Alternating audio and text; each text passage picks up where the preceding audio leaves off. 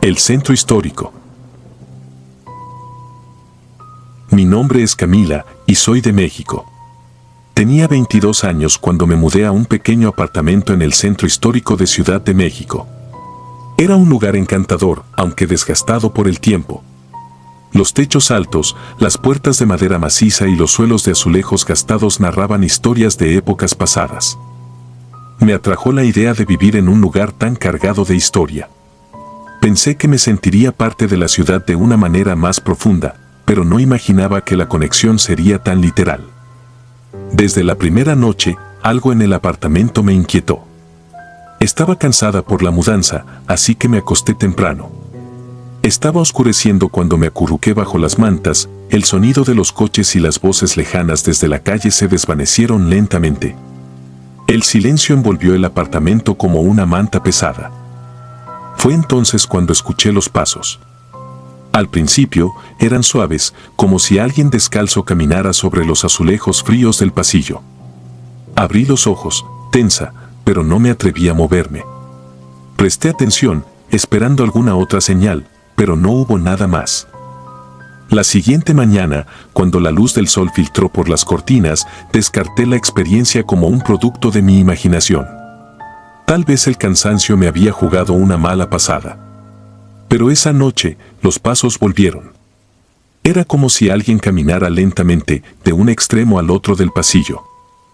La sensación de ser observada me envolvía, aunque cada vez que me levantaba para inspeccionar, no encontraba nada. El pasillo estaba vacío, las puertas cerradas. Me convencí de que era una coincidencia, de que tal vez el viejo edificio tenía sus propios ruidos. Pero en el fondo, algo no me cuadraba. Con el paso de los días, la situación empeoró. Los pasos comenzaron a parecer más insistentes y empecé a escuchar otros sonidos, susurros ininteligibles, como si alguien estuviera hablando justo fuera de mi habitación, pero en un idioma que no reconocía.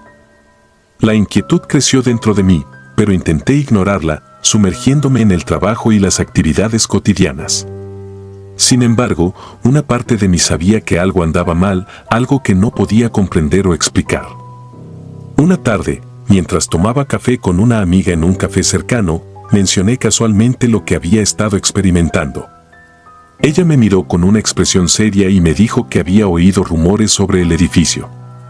Me explicó que estaba construido sobre un antiguo hospital que atendió a enfermos de cólera en el siglo XIX. Decenas de personas habían muerto allí, en condiciones terribles, y se decía que sus almas aún vagaban por el lugar, incapaces de encontrar descanso. Supe entonces que lo que estaba experimentando no era simplemente mi imaginación. Esa noche, mi ansiedad alcanzó un punto álgido. La sensación de ser observada se hizo casi palpable, como si hubiera una presencia en la habitación conmigo. Intenté ignorarla, cerrando los ojos con fuerza, pero no pude conciliar el sueño. El aire se volvió pesado, opresivo. De repente, sentí una corriente de aire frío recorriendo mi espalda. Abrí los ojos y ahí estaba. Una sombra al pie de mi cama. No tenía forma definida, pero era oscura, más oscura que la propia oscuridad. Se movía de una manera que no puedo describir, como si flotara en el aire.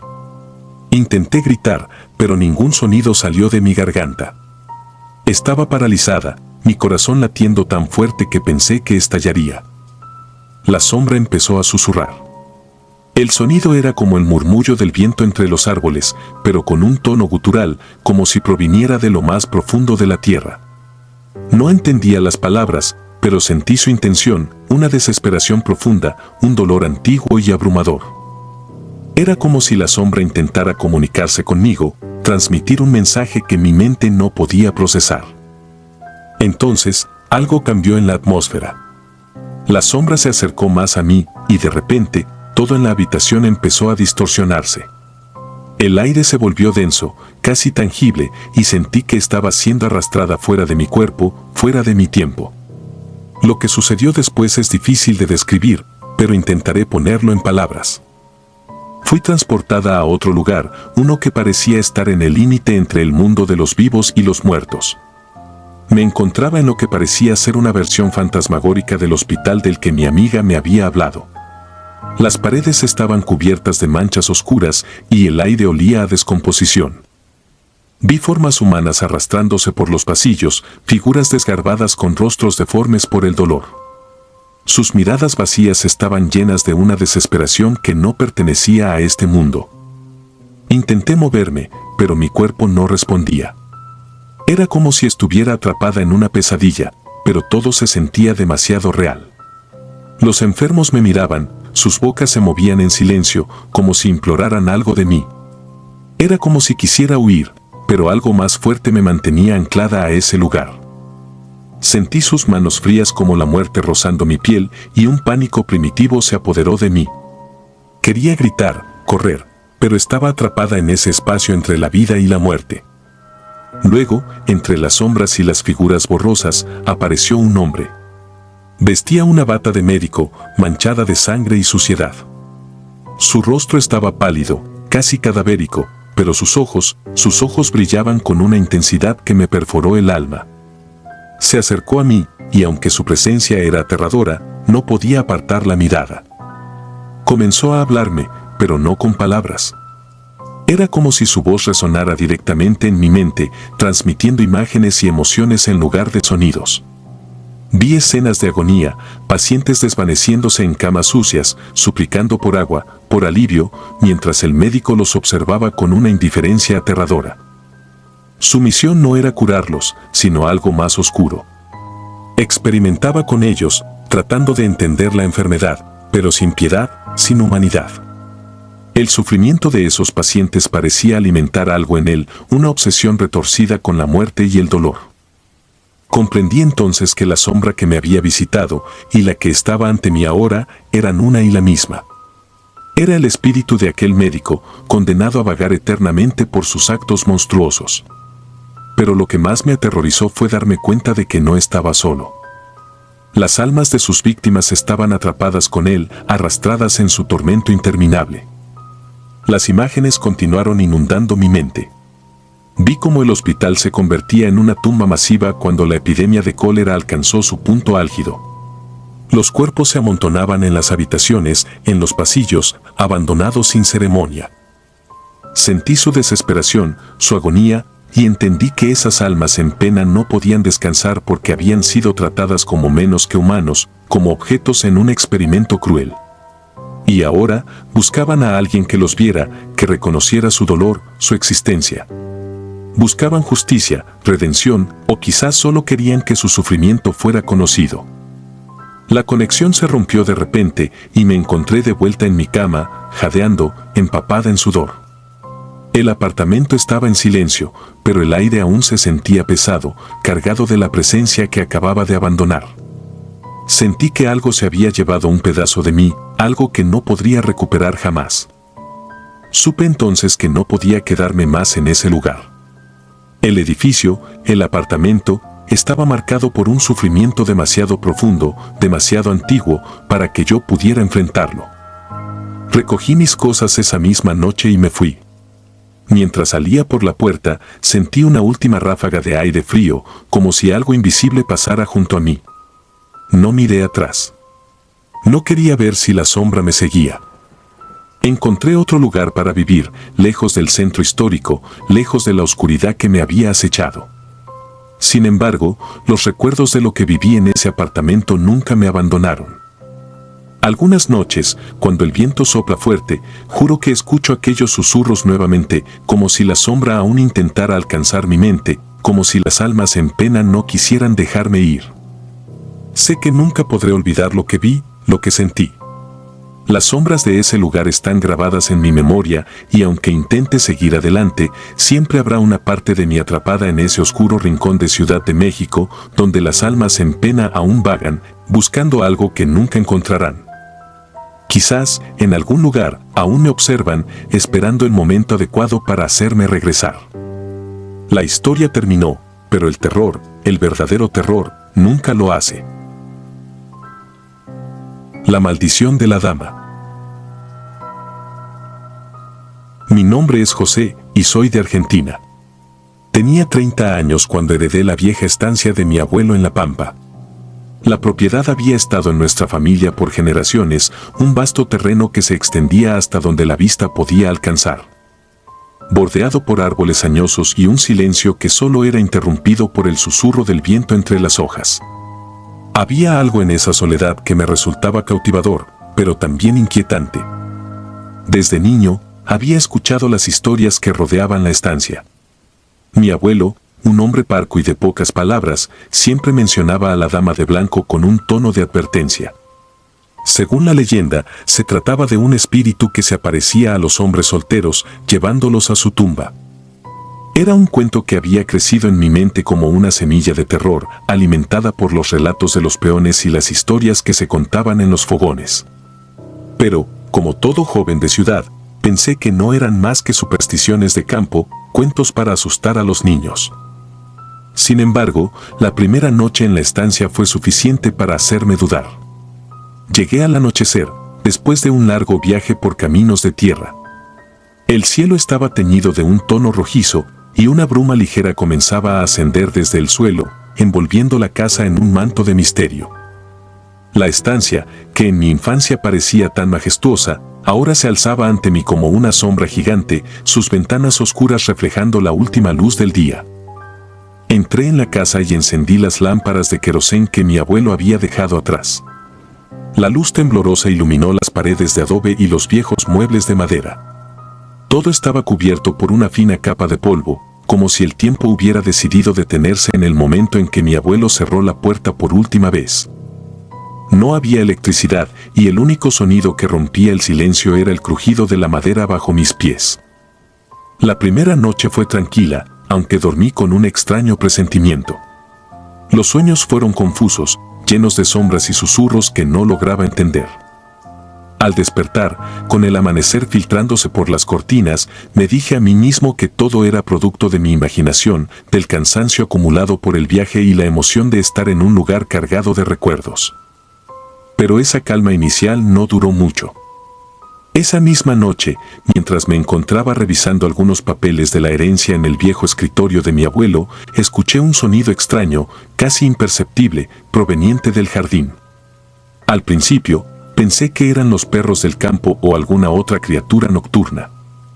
Sin embargo, el ruido se repitió, esta vez más claro, como si algo o alguien estuviera caminando entre las hojas secas que cubrían el suelo. Sentí un escalofrío recorrerme la espalda, pero decidí no dejarme llevar por el miedo.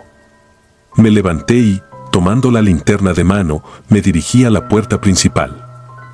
El jardín estaba cubierto por una niebla espesa y la luz de la linterna apenas lograba penetrar la oscuridad.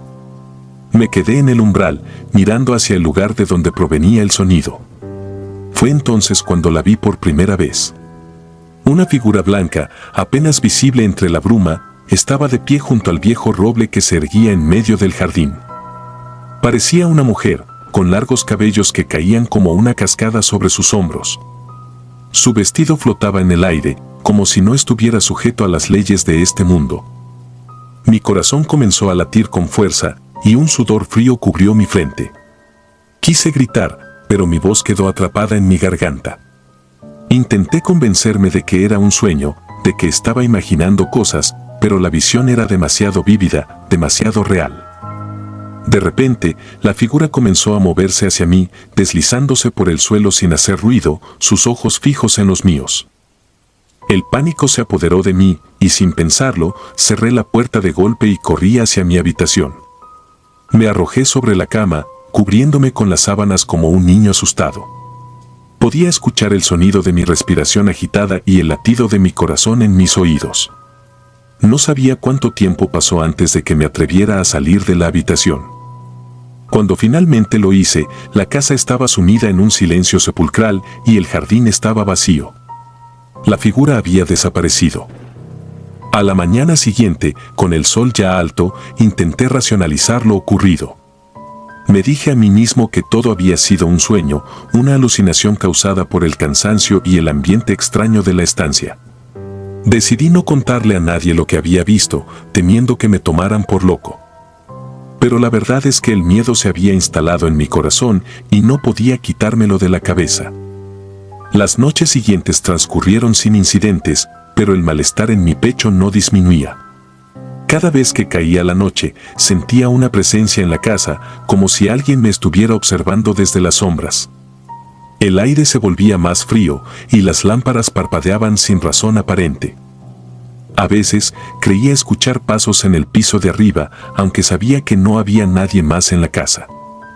Una semana después de mi llegada, decidí investigar la historia de la Dama de Blanco con más detalle. Encontré un viejo libro en la biblioteca de mi abuelo, un volumen polvoriento que relataba las leyendas de la región. Según el libro, la Dama de Blanco era el espíritu de una joven que había muerto trágicamente en la estancia muchos años atrás. Su nombre era Inés y había sido prometida en matrimonio a un hombre rico, un terrateniente de la zona. Sin embargo, el hombre la traicionó, abandonándola por otra mujer el día de la boda. Desesperada y humillada, Inés se quitó la vida en el jardín, ahorcándose del roble que aún se erguía en el mismo lugar. Su alma, consumida por el dolor y la ira, no pudo encontrar paz y quedó atrapada en la estancia, condenada a vagar por la eternidad. Se decía que su espíritu aparecía a los hombres solteros, buscando venganza por la traición que sufrió en vida. Aquellos que la veían eran arrastrados a su tumba y nunca más se les volvía a ver.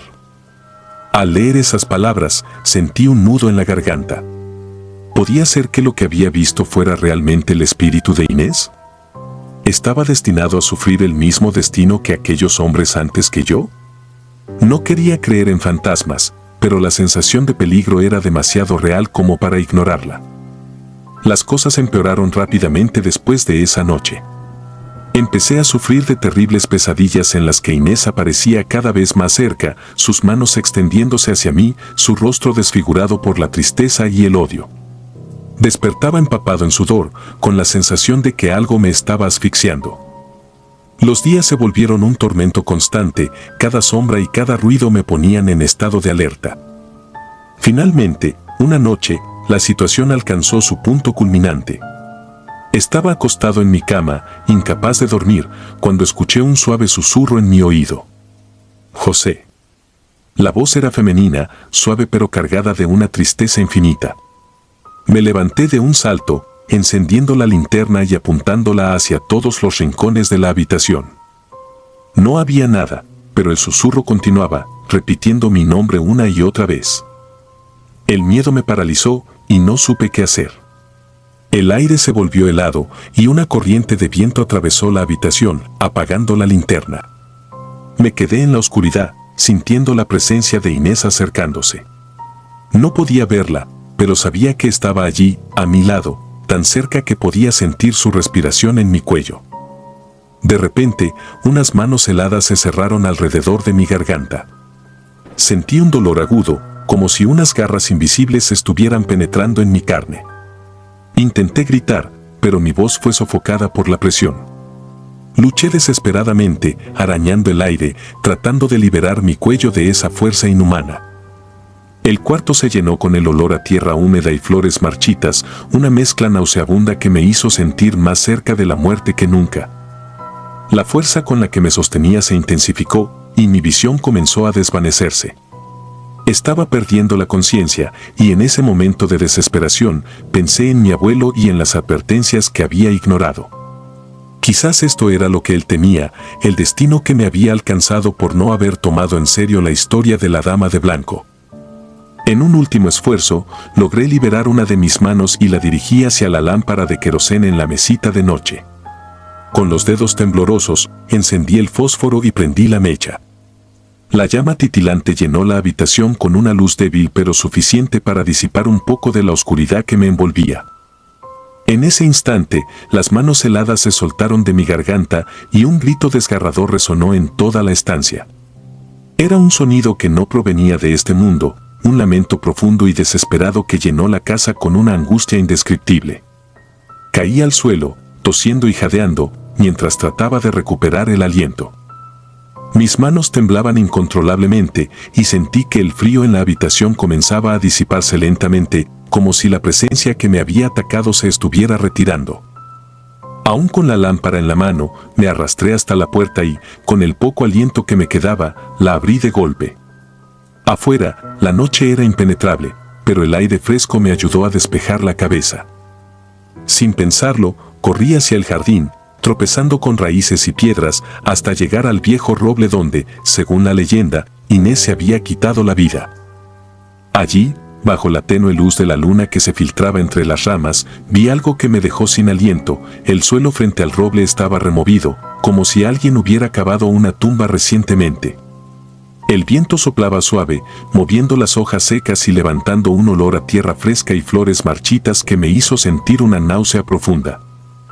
Entonces, la vi de nuevo. Inés estaba allí, al pie del árbol, vestida con su vestido blanco, más nítida y definida que nunca antes. Su rostro, pálido y cadavérico, estaba lleno de tristeza, pero sus ojos, esos ojos oscuros, me miraban con una intensidad que casi me paralizó. Ella levantó una mano, señalando hacia la tierra removida, y su voz, ahora claramente audible, susurró en el aire nocturno. «Vuelve a mí». Sus palabras no eran una amenaza, sino una súplica, un ruego desesperado de alguien que había sido traicionado y abandonado en vida. Sentí un torbellino de emociones, miedo, compasión y un deseo abrumador de escapar de esa pesadilla. Pero también me invadió una comprensión que hasta ese momento había eludido. Ella no quería hacerme daño, al menos no en ese instante. Solo buscaba liberar su dolor, encontrar alguna forma de paz que se le había negado durante tantos años. Reuniendo todo el valor que me quedaba, me acerqué a la tumba improvisada. Inés permaneció inmóvil, observando cada uno de mis movimientos. Mi corazón latía con tanta fuerza que temí que pudiera explotar en mi pecho, pero una fuerza desconocida, quizá un instinto de supervivencia o una profunda empatía hacia el alma atormentada frente a mí, me impulsó a actuar. Tomé una pala que encontré tirada cerca del árbol y comencé a cavar, sin detenerme a pensar en lo que hacía. La tierra era pesada y húmeda, y mis manos, ya entumecidas por el frío y la tensión, apenas podían sostener la pala. Pero seguí cavando, movido por un impulso que no era completamente mío. Después de lo que pareció una eternidad, el sonido metálico de la pala golpeando algo duro me sobresaltó. Me detuve y limpié la tierra alrededor con las manos. Lo que descubrí me dejó helado, un viejo ataúd deteriorado por el tiempo y casi completamente enterrado bajo las raíces del roble. Inés seguía allí, observándome en silencio, pero su figura comenzaba a desvanecerse lentamente, como si el hecho de desenterrar su tumba estuviera liberando la energía que la mantenía atrapada en este mundo. No sabía qué hacer, pero algo dentro de mí me decía que debía abrir el ataúd. Con manos temblorosas, forcé la tapa hasta que finalmente cedió. Dentro, yacía un esqueleto en avanzado estado de descomposición, vestido con lo que alguna vez debió ser un hermoso vestido de novia blanco. Un anillo de oro, corroído por el tiempo, brillaba tenuemente en uno de sus dedos. Sentí una oleada de tristeza al ver los restos de lo que alguna vez fue una joven llena de esperanza, ahora reducida a polvo y huesos. Pero junto a esa tristeza, también sentí un alivio, una sensación de que, al desenterrar su cuerpo, había roto el ciclo de dolor que la había mantenido atada a la estancia. Inés, o lo que quedaba de su presencia espectral, se acercó al ataúd. Se arrodilló junto a sus propios restos, y por primera vez, una tenue sonrisa cruzó su rostro espectral. Su figura comenzó a desvanecerse por completo, convirtiéndose en una neblina que el viento dispersó entre las ramas del roble. El jardín quedó en silencio, un silencio profundo y casi sagrado. Me quedé allí, de rodillas junto al ataúd, con la sensación de que había presenciado algo mucho más grande de lo que podía comprender.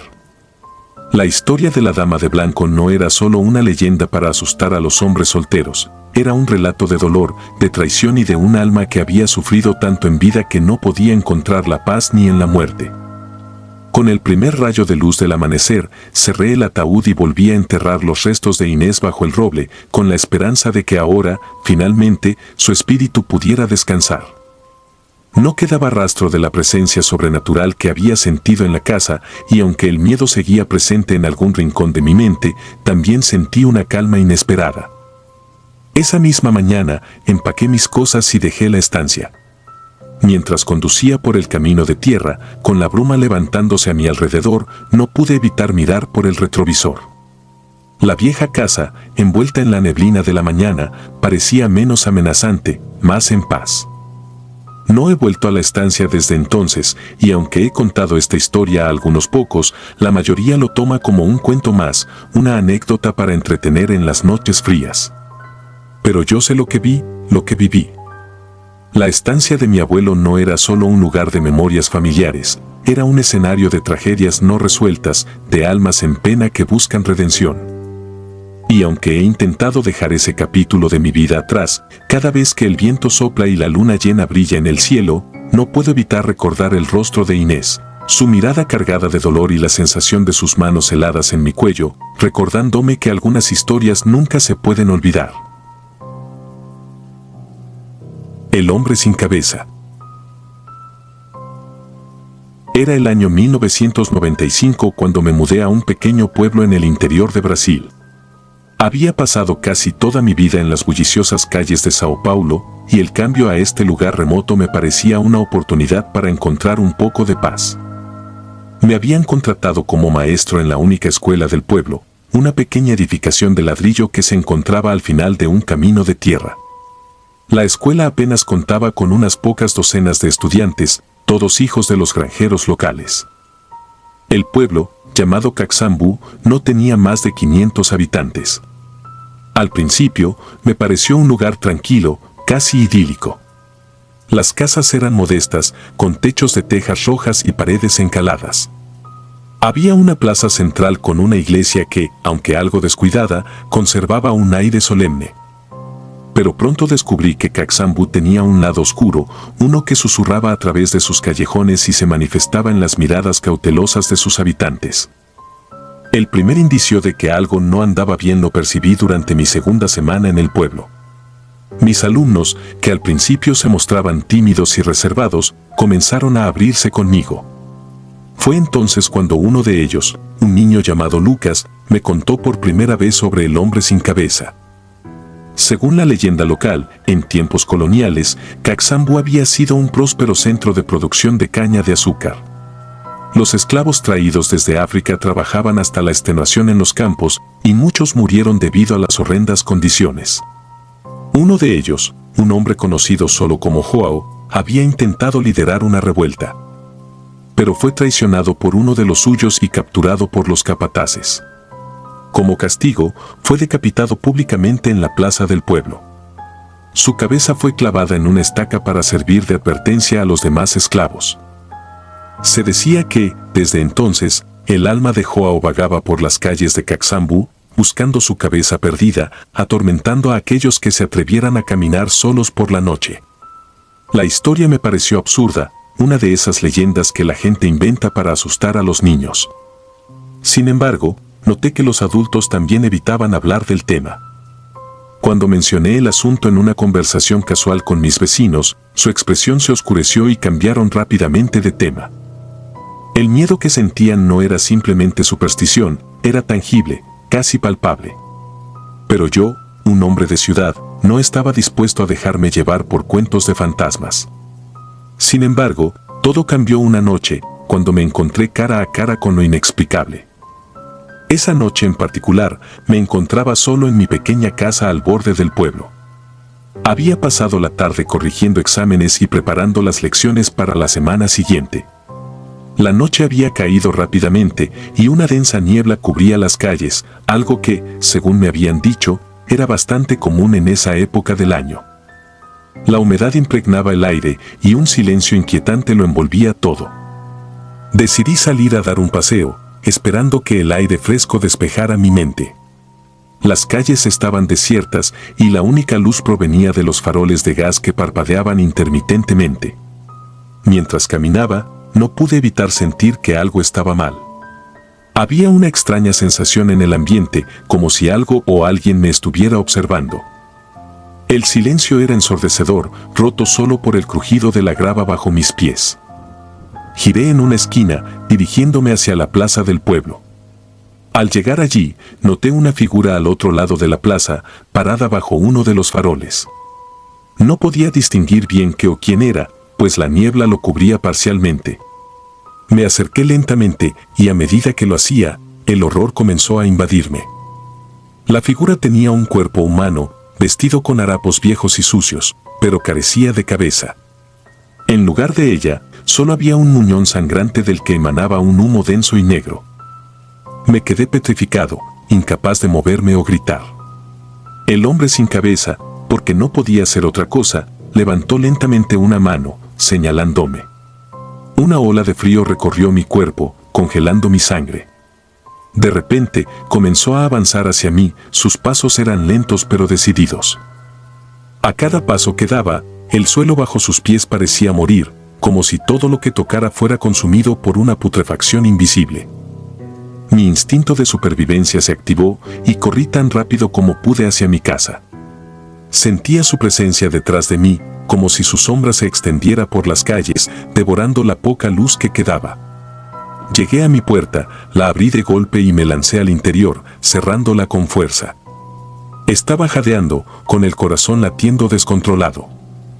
Mi mente se negaba a aceptar lo que había visto, pero el terror que sentía era demasiado real. Esa noche no pude dormir. Cada pequeño sonido me hacía saltar, convencido de que el hombre sin cabeza estaba afuera, esperando.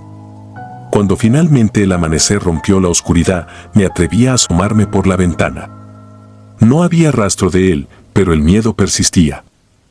Intenté seguir con mi vida normal, pero el incidente me había cambiado. Mis vecinos notaron mi comportamiento extraño y aunque algunos parecían preocupados, nadie se atrevió a preguntar. La atmósfera en el pueblo se volvió aún más pesada, como si una nube negra se hubiera asentado permanentemente sobre nosotros. Algunos aldeanos comenzaron a desaparecer sin dejar rastro, y aunque la mayoría atribuía estas desapariciones a simples accidentes o migraciones, yo sabía la verdad. Un día, mientras estaba en la escuela, uno de los niños se acercó a mí con los ojos llenos de lágrimas. Era Lucas, el mismo que me había contado la leyenda del hombre sin cabeza.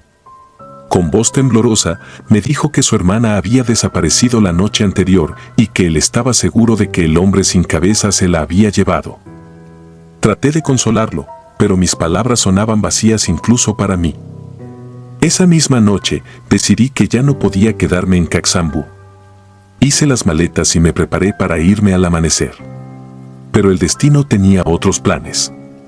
Mientras empaquetaba mis cosas, escuché un ruido fuera de la casa. Unos pasos lentos, arrastrados, que se acercaban cada vez más. Me paralicé de terror, incapaz de moverme, sabiendo que lo inevitable estaba por suceder. La puerta de mi casa crujió y se abrió lentamente. La figura del hombre sin cabeza se perfiló en la entrada, y esta vez no había escape. El frío en la habitación se hizo insoportable, y la oscuridad pareció tragarse la poca luz que quedaba en la lámpara que tenía encendida.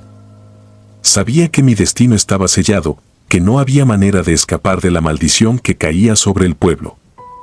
Pero, para mi sorpresa, no se abalanzó sobre mí.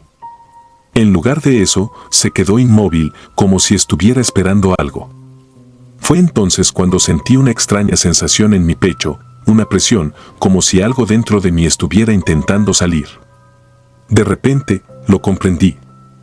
No era solo un espectador en esta historia, de alguna manera, había sido elegido para ser parte de ella. Sentí una oleada de emociones, miedo, tristeza, resignación. Y en ese momento, lo vi.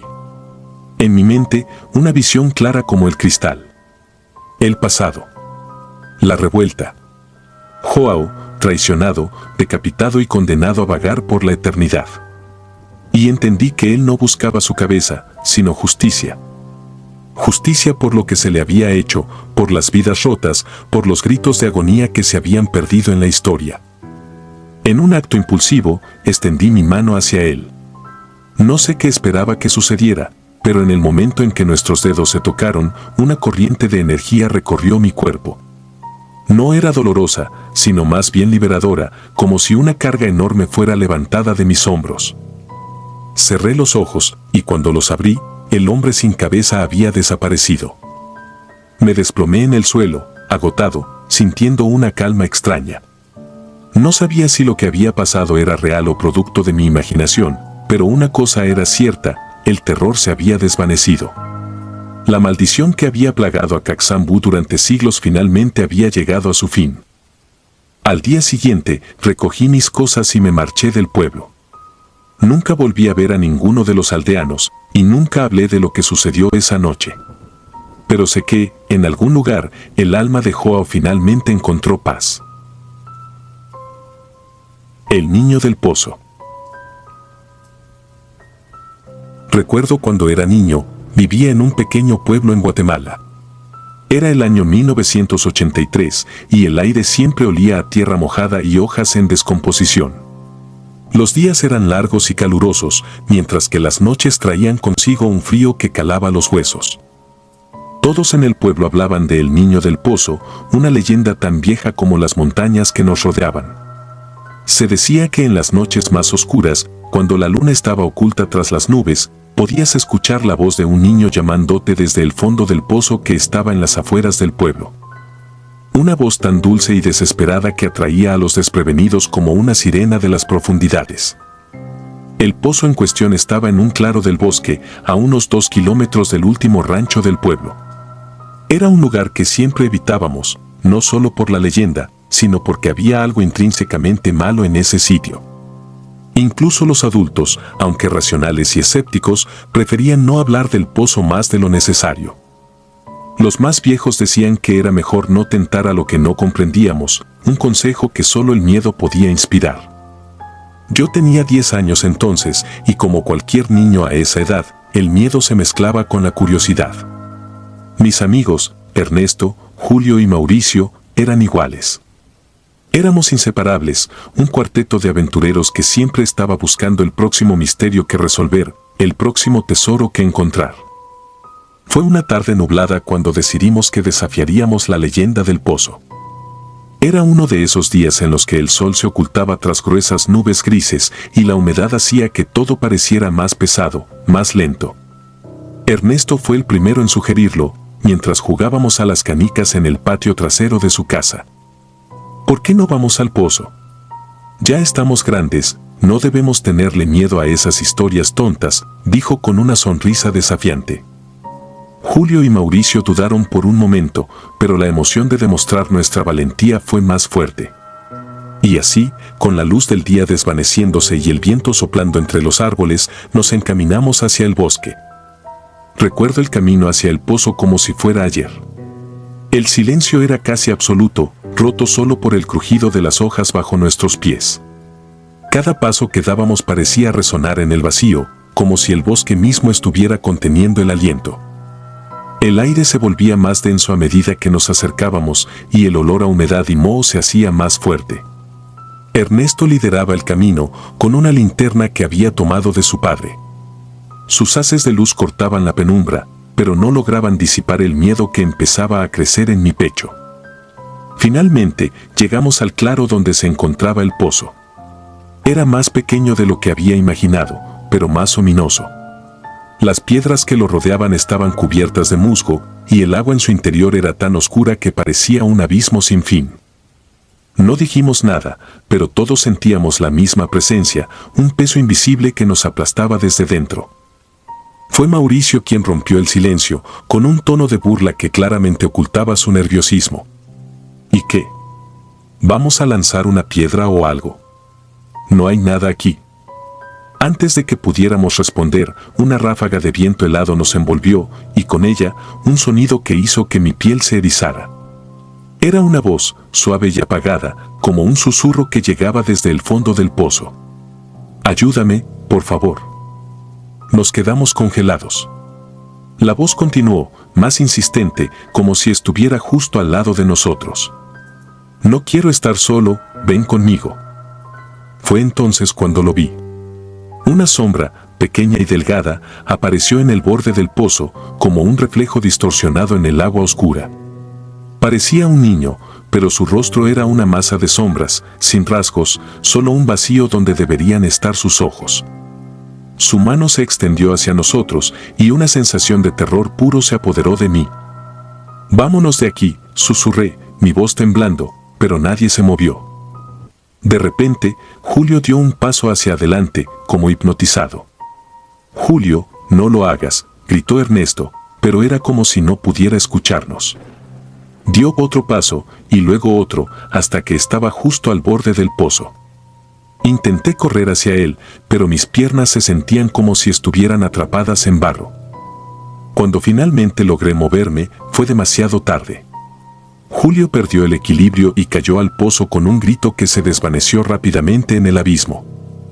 Corrimos hacia el borde, esperando escuchar el chapoteo de su caída en el agua, pero no hubo ningún sonido. Solo el silencio opresivo del pozo, como si hubiera absorbido completamente a nuestro amigo. Desesperados, Ernesto y yo comenzamos a gritar su nombre, nuestras voces resonando en la oscuridad. Mauricio, con el rostro pálido, se alejó unos pasos, temblando. Finalmente, después de lo que pareció una eternidad, escuchamos un débil gemido que venía del fondo. ¡Ayúdenme! Sin pensar, Ernesto se tumbó en el suelo, asomándose al pozo y extendiendo su mano. «Agarra mi mano, Julio», gritó. Pero la voz que respondió no era la de Julio. «¿Por qué te vas? Quédate conmigo». Ernesto se quedó petrificado, su mano temblando sobre el borde del pozo.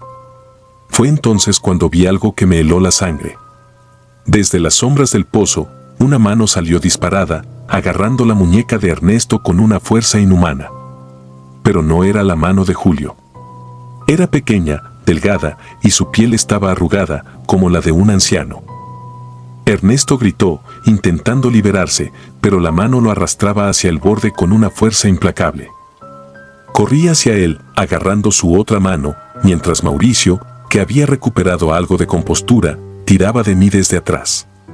Juntos, logramos alejar a Ernesto del pozo, pero no antes de ver el rostro que emergía del agua. Era el niño, o lo que quedaba de él. Su piel estaba pálida, casi translúcida, y sus ojos eran dos pozos oscuros que reflejaban nada más que odio y tristeza. Su boca se abrió en un grito silencioso, y en ese momento sentí que algo muy antiguo y muy malvado nos estaba observando desde las profundidades. Finalmente, logramos sacar a Ernesto de allí, y todos corrimos como si nuestras vidas dependieran de ello. El bosque, que antes había estado en silencio, ahora parecía vivo con susurros y crujidos a nuestro alrededor. Cada sombra parecía seguirnos, y cada rama que se rompía bajo nuestros pies era un recordatorio de lo que habíamos dejado atrás. Cuando finalmente llegamos al pueblo, nos detuvimos, jadeando y temblando. Ernesto estaba pálido, su rostro había perdido toda su habitual arrogancia, y Mauricio no dejaba de mirar hacia atrás, como si temiera que algo nos hubiera seguido. Pasaron días antes de que volviéramos a hablar de lo que sucedió esa noche. Julio fue encontrado una semana después, flotando en el río, a varios kilómetros del pozo. Su cuerpo estaba intacto, pero sus ojos estaban abiertos, y en ellos había una expresión de terror que nunca podré olvidar. Su familia dejó el pueblo poco después, y el pozo fue sellado con grandes piedras y concreto, en un intento desesperado de encerrar lo que sea que habitaba allí. Pero no era suficiente. A veces, en las noches más oscuras, cuando el viento sopla fuerte y la luna se oculta tras las nubes, aún puedo escuchar la voz de ese niño llamándome desde el fondo del pozo. Es un susurro, suave y melancólico, que se mezcla con el sonido del viento. No quiero estar solo. Ahora, muchos años después, comprendo lo que realmente sucedió aquella noche. El pozo no era solo un lugar donde alguien había muerto, era una puerta, un portal hacia algo mucho más antiguo y maligno. Algo que se alimenta del miedo, de la desesperación y de las almas que atrae hacia sus profundidades. Nunca volví a ese bosque. Dejé el pueblo poco después de la muerte de Julio, pero la memoria de esa noche me sigue como una sombra que nunca se desvanece. Y sé que un día, cuando mi tiempo llegue, esa voz que me llama desde el pozo finalmente obtendrá lo que quiere. Porque el pozo no olvida, y lo que sea que habita allí, tampoco. Las almas perdidas. Mi nombre es Álvaro, y soy de Uruguay. Tenía 27 años cuando acepté un trabajo como guardia nocturno en un viejo teatro en el corazón de Montevideo. Era el año 2005, y la economía no estaba en su mejor momento, así que tomé lo que podía conseguir. El teatro había sido un lugar de esplendor en su tiempo, con un estilo neoclásico que ahora solo era un susurro de su antiguo esplendor. Sus muros, antaño adornados con bellos relieves, estaban ahora agrietados y llenos de sombras. No era un lugar agradable, pero me pagaban por estar ahí, y eso era suficiente para mí en ese momento. Mis turnos comenzaban a las 10 de la noche y terminaban cuando el sol empezaba a despuntar en el horizonte. El teatro estaba vacío la mayor parte del tiempo y mi trabajo consistía en asegurarme de que ninguna rata, humana o animal, decidiera hacer del lugar su hogar. Aunque al principio pensé que sería un trabajo fácil, pronto descubrí que este teatro guardaba secretos mucho más oscuros de lo que podía haber imaginado. La primera vez que escuché el llanto fue apenas una semana después de haber comenzado. Era un sonido bajo, casi imperceptible, que se filtraba por las paredes como si viniera de las entrañas mismas del edificio. Al principio, pensé que era el viento, pero a medida que pasaban las noches, el llanto se volvió más claro, más definido. Era inconfundible, el sollozo de un niño pequeño, suave pero desgarrador, que resonaba en la oscuridad, atravesando las vastas y vacías salas del teatro. Decidí investigar. Tal vez había algún niño viviendo en las calles que había encontrado refugio en el teatro, o tal vez, me decía a mí mismo, solo era una broma cruel de algún vagabundo. Pero por más que revisé el lugar, no encontré a nadie. El teatro estaba desierto, y sin embargo, el llanto continuaba. Cada noche, a la misma hora, como si fuera una llamada desesperada desde más allá del tiempo. Mi curiosidad se transformó en obsesión. Pasaba mis días libres buscando información sobre el teatro, indagando en archivos antiguos y hablando con personas mayores que podrían conocer la historia del lugar. Fue entonces cuando descubrí la tragedia. 100 años antes, un niño había muerto en ese teatro. Su nombre era Tomás y había sido el hijo de uno de los actores principales. Se decía que había caído desde una de las pasarelas superiores durante una representación y que su cuerpo había quedado destrozado por la caída. La historia contaba que su madre, incapaz de soportar el dolor, se quitó la vida poco después y desde entonces se decía que el teatro estaba maldito. Aquella noche fui al teatro con un sentimiento de inquietud en el pecho. Sabía que el llanto no era un simple ruido, sino algo más. Algo que no pertenecía a este mundo. La atmósfera dentro del teatro era densa, cargada de una presencia que no podía ver pero que sentía en cada poro de mi piel. Caminé por los pasillos en penumbra, siguiendo el eco del llanto que parecía guiarme. Me llevó hasta un camerino, uno de los más antiguos, cuya puerta estaba cerrada con llave. La llave, oxidada y fría, colgaba de un viejo llavero en la sala de mantenimiento. Sentí una resistencia en mi mente, una voz interior que me decía que no debía abrir esa puerta, pero la curiosidad y una extraña necesidad de entender lo que estaba sucediendo me empujaron a seguir adelante. Cuando finalmente giré la llave y abrí la puerta, el llanto cesó de repente, dejando tras de sí un silencio sepulcral que pesaba como una losa sobre mi pecho. El camerino estaba oscuro, iluminado solo por la tenue luz de mi linterna. La habitación estaba llena de polvo y olía a moho. En una esquina vi una pequeña figura, una silueta infantil encogida sobre sí misma. Mis manos temblaban mientras levantaba la linterna para iluminar mejor la figura. Lo que vi me heló la sangre.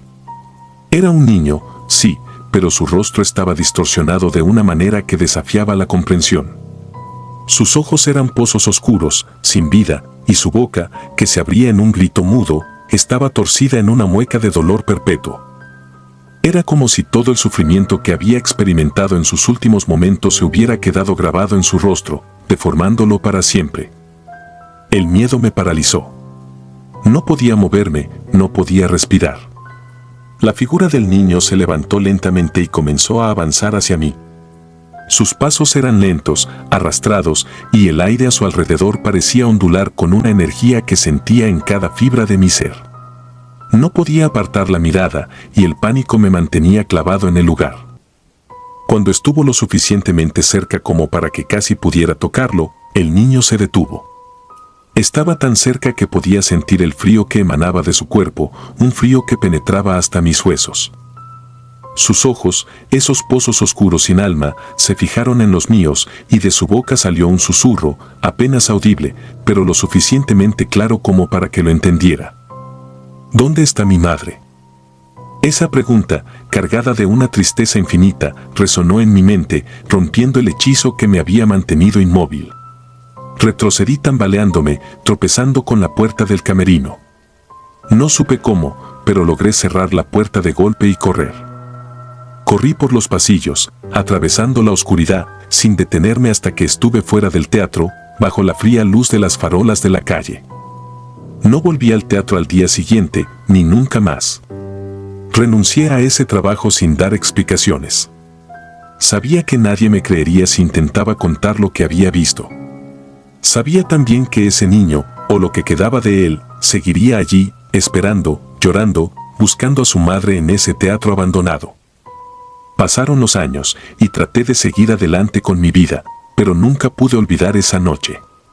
El recuerdo de ese rostro deformado y esa voz susurrante seguían atormentándome. No importaba cuánto tiempo pasara, siempre sentía que algo de esa experiencia había quedado pegado a mi alma, como una sombra que nunca se desvanece. Una noche, después de haber intentado sin éxito dormir, decidí regresar al teatro. Habían pasado casi 15 años desde aquella noche y el teatro estaba aún más deteriorado. Las ventanas estaban rotas y la entrada principal había sido clausurada con tablas de madera. Tuve que entrar por una de las puertas laterales que aún permanecían sin cerrar. El interior estaba cubierto de polvo y la mayoría de las paredes se habían desmoronado. El eco de mis pasos resonaba en la vastedad vacía del lugar. No había electricidad, así que solo contaba con la luz de una linterna para guiarme. Me dirigí directamente al camerino, sabiendo que era la única forma de enfrentar el miedo que había llevado conmigo durante todos esos años.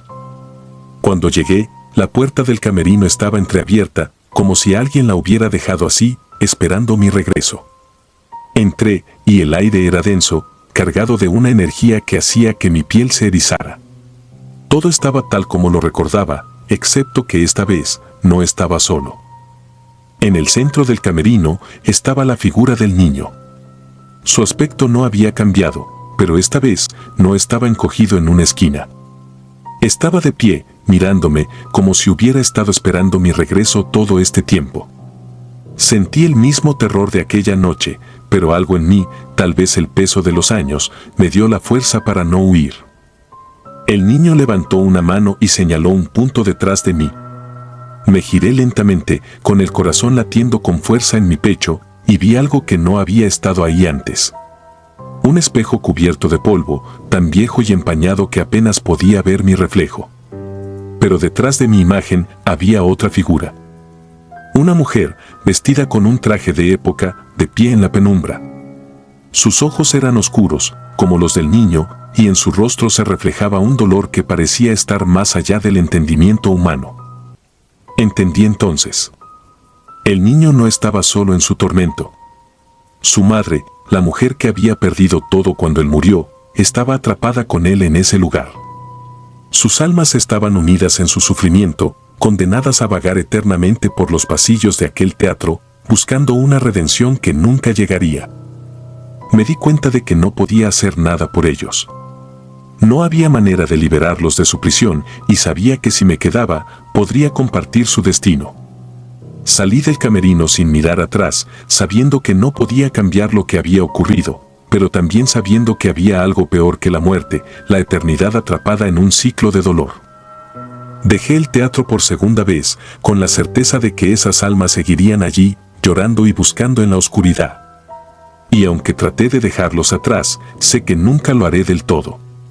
Sus lamentos se han convertido en parte de mí, una herida que no sanará, una cicatriz invisible que llevo en el alma. A veces, en las noches más silenciosas, cuando el viento sopla suave y las sombras se alargan, puedo escuchar el eco lejano del llanto de un niño. Y en esos momentos, sé que el teatro sigue ahí, como un monumento al sufrimiento de aquellos que nunca encontraron la paz.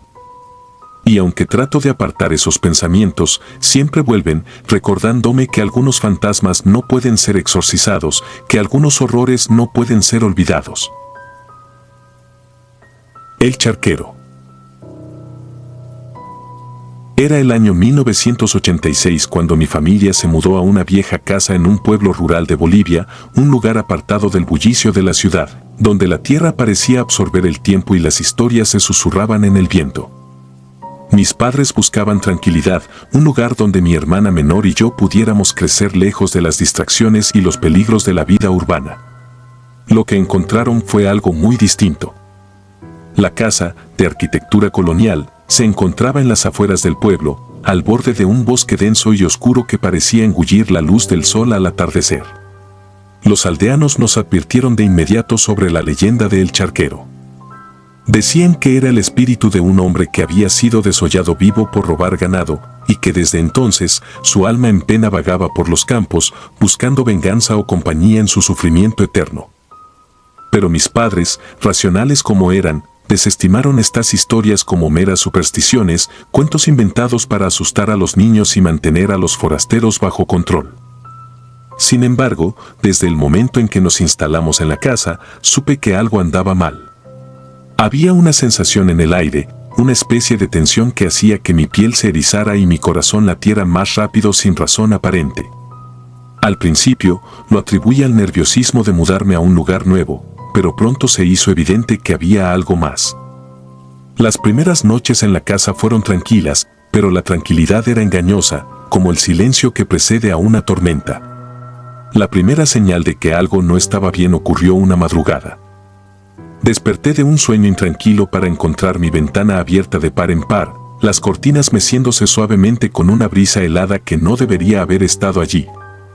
Cerré la ventana, convencido de que simplemente la había dejado abierta por descuido, pero cuando me volví hacia mi cama, vi algo que me detuvo en seco, una huella de barro en el suelo, justo al pie de mi cama.